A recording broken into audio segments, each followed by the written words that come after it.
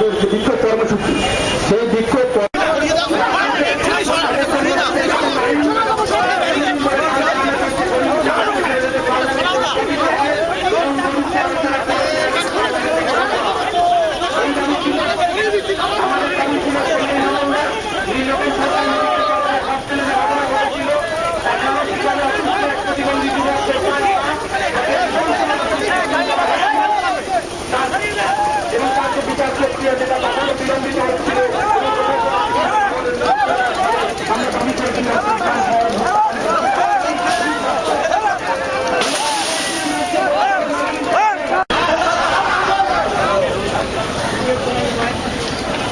প্রতিবন্ধীরা সমাবেশে এসছেন।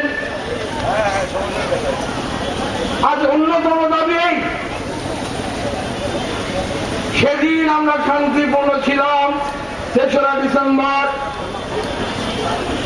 22টি হুইলচেয়ার ট্রাইসাইকেল পুলিশ ভেঙে দিল।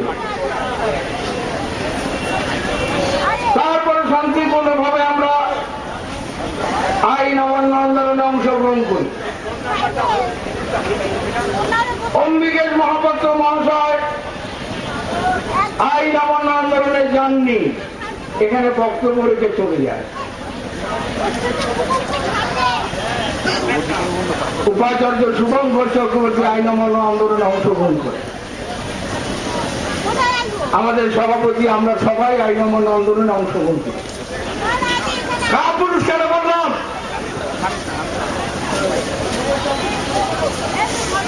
দু মাস অতিক্রান্ত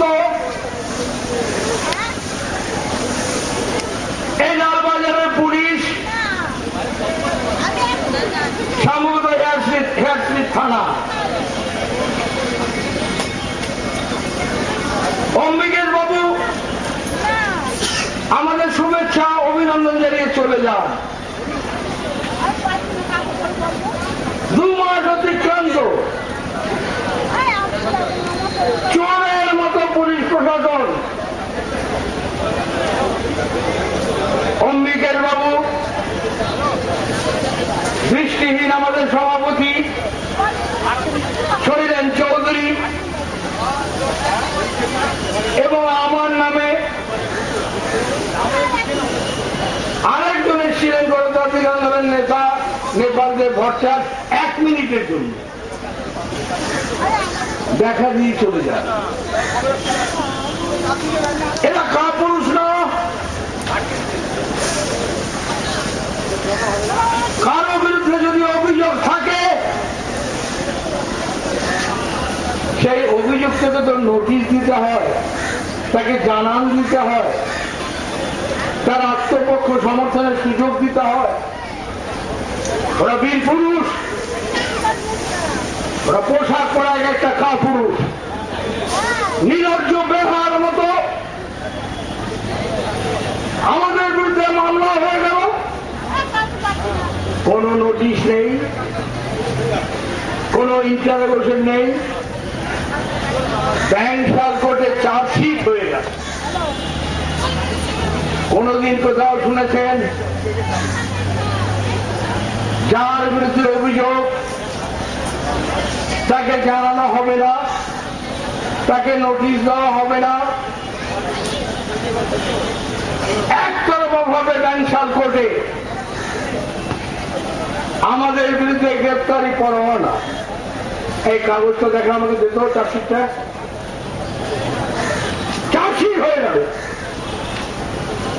আর চার্জশিটে কি লেখা হলো জানেন? সরকারের কাছে, রাজ্য সরকারের কাছে, এবং সেই সময় ঘটে যাওয়া একটি মর্মন্তুদ ঘটনা, নীলরতন মেডিকেল কলেজ হাসপাতাল চত্বরে হবু ডাক্তারদের দ্বারা এক মানসিক প্রতিবন্ধী কোরবান শাহকে পিটিয়ে নৃশংসভাবে খুন করার ঘটনার পরেও রাজ্য সরকারের পুলিশ অপরাধীদের গ্রেপ্তার করছিল না। সেই গ্রেপ্তারের দাবিতে যে সমাবেশ এখানে হয়েছিল, সেই সমাবেশে আমি আমন্ত্রিত হয়ে এসেছিলাম। আপনাদের দাবির সমর্থনে কিছু বক্তব্য রেখেছিলাম।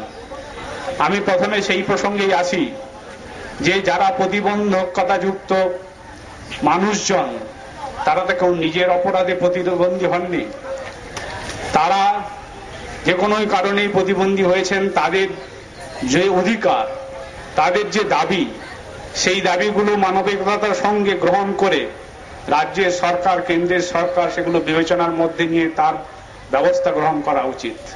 কিন্তু দুঃখের বিষয়, ৬৮ বছর দেশ স্বাধীন হয়ে যাওয়ার পরেও, বহু রাজ্য সরকার, কেন্দ্র সরকার আসার পরেও আপনাদেরকে সংঘবদ্ধ হয়ে এই পথে এসে আইন অমান্য কর্মসূচি, বিক্ষোভ কর্মসূচির মাধ্যমে আপনাদের দাবিকে উত্থাপিত করতে হচ্ছে।